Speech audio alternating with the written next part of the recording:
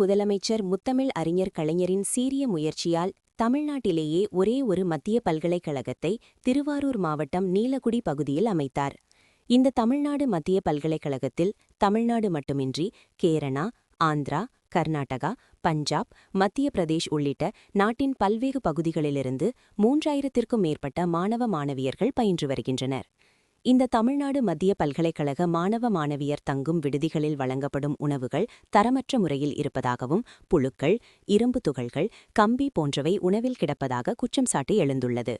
கடந்த 3 வாரத்தில் மட்டும் 160ற்கும் மேற்பட்ட மாணவ மாணவியர்களுக்கு கடுமையான வயிற்றுவலி, வயிற்றுப்போக்கு, மயக்கம் உள்ளிட்ட உடல் உபாதைகள் ஏற்பட்டு மாணவர்கள் மருத்துவ பரிசோதனைகள் மேற்கொண்டதாகவும் கூறப்பட்டுள்ளது.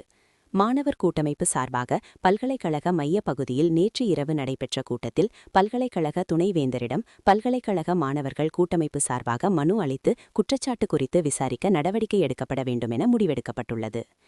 இந்த நிலையில் மாணவர்கள் 100க்கும் மேற்பட்டோர் கையொப்பமிட்ட மனு மற்றும் உணவில் இரும்பு துண்டு கம்பி கிடப்பது போன்ற வீடியோ, புழுக்கள் கிடப்பது போன்ற புகைப்படங்கள், மாணவர்கள் கலந்துரையாடல் கூட்டம் நிகழ்வு வீடியோ வெளியாகி மத்திய பல்கலைக்கழக உணவு குறித்தும் மத்திய பல்கலைக்கழகத்தில் படிக்கும் மாணவர்களின் உடல் நலன் குறித்தும் பல்வேறு கேள்விகளை எழுப்பியுள்ளது.